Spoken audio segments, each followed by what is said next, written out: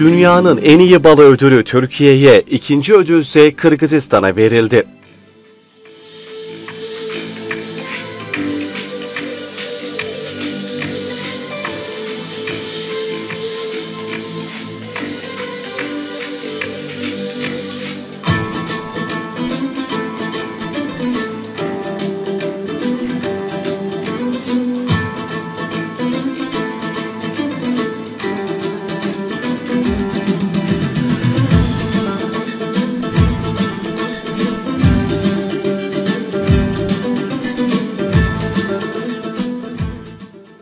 Kanada'nın Montreal kentinde 8-12 Eylül tarihleri arasında yapılan 46. Dünya Arıcılık Kongresi'nde Türkiye'nin Eğriçayır balı, dünyanın en iyi balı ve Kırgızistan'ın Aman Grainfood şirketinin Atbaşı balı ikinci ödülüne layık görüldü.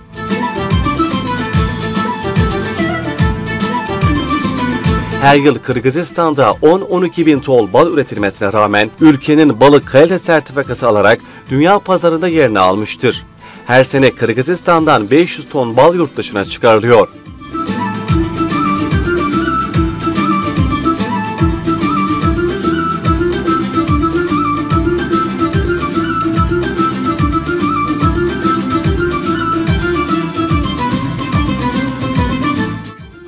Çin Halk Cumhuriyeti'nden Kırgızistan'a yıllar önce göç etmiş, etnik Kırgız Kadir Ali, 2013 yılında Aman Grainfood adlı arıcılık şirketi kurmuş ve kısa zaman kesiğinde başarıya imza atmıştır.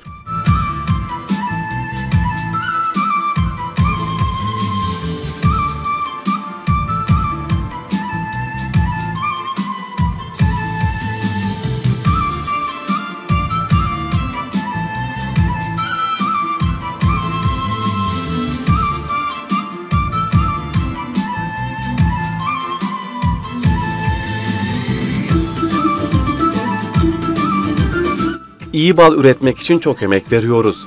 Organik sertifikalı arıcılık yaptığımız için kovanlarımızı tarım ve sanayi arazilerine yaklaştıramıyoruz. Bahardan yaz sonuna kadar Aladağları ve Toktokul yaylalarında kovanlarımızın yanında yaşıyoruz. Atbaşı balı ürünümüzde sürekli bal yarışmalarına katılıyoruz. Organik balımız 2013'te Kiev'de toplanan Dünya Arıcılık Örgütü Kongresi bal yarışmasında gümüş ve 2017 İstanbul'daki toplantıda altın madalya almıştı. Dünyanın en iyi balı sırasına girerken gümüş madalyayı ülkemize götürüyor olmaktan büyük gurur duyuyoruz. Ödülümüzü tüm ülkemiz arıcılarına ithaf ediyorum, dedi Kadir Ali.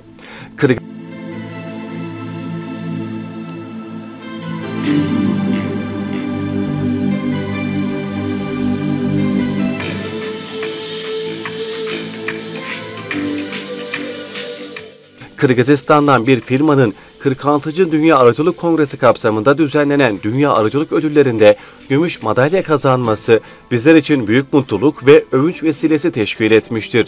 Senede 80 ton bal ihraç etme imkanımız vardır değerlendirmesinde bulundu. Geçen sene ise Aman Grainfood şirketi Ukrayna'da 46 ülke arasında birincilik kazanmıştır. Güney Kore'de düzenlenen fuarda da Kırgız balı en iyi bal ödülüne layık görülmüştür. Genelde Aman Grainfood şirketi 3 çeşit balı, atbaşı, karakülçe ve toktogul'la dünya pazarını kapsamak niyetindedir.